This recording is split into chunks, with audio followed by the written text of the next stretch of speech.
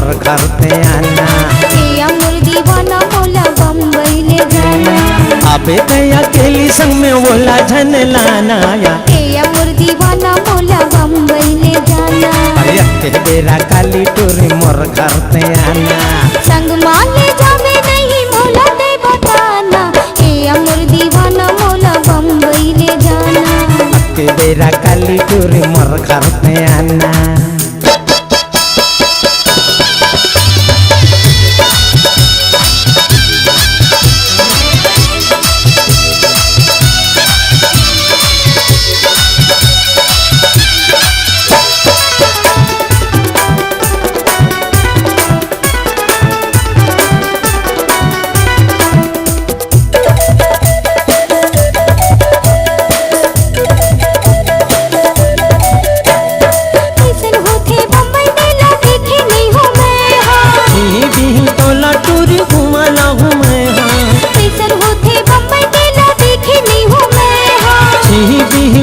टूरी घूमना हूँ मैं हाँ। ए अमर दीवाना मोला बम्बई ले जाना।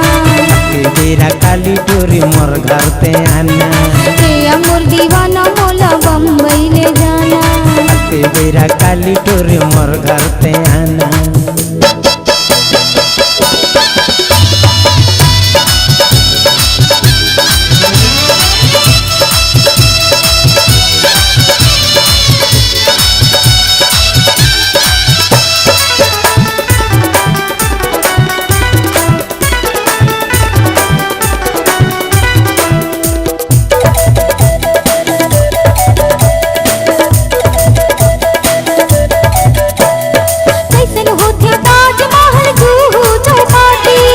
बड़ मजा आती टूरी बोलते मराठी।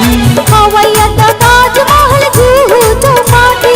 अब बड़ मजा आती टूरी बोलते मराठी। तोर का नाम है पोटी? सविता।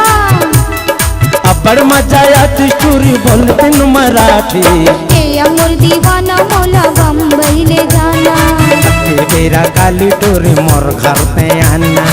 ए अमर दीवाना मोला बम्बई ले जाना।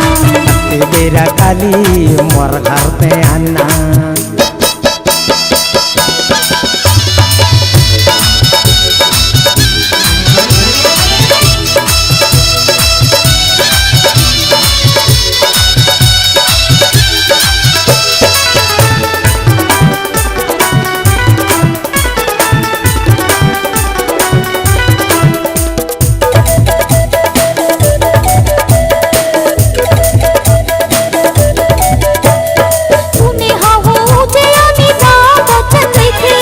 बढ़िया दिखे बने बोलते सब कोनो कहते।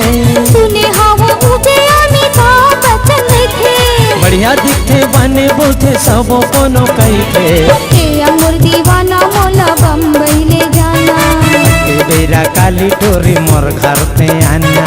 ए अमर दीवाना मोला बम्बई ले जाना। अबे तय अकेली संग माँ बोला झन लाना।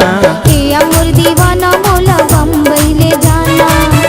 बेरा काली टोरी मोर घर पे आना। संग माले जावे नहीं मोला दे बताना। ए अमर दीवाना मोला बम्बई ले जाना। बेरा काली टोरी मोर घर पे आना। ए अमर दीवाना मोला बम्बई ले जाना। बेरा काली टोरी मोर घर पे आना।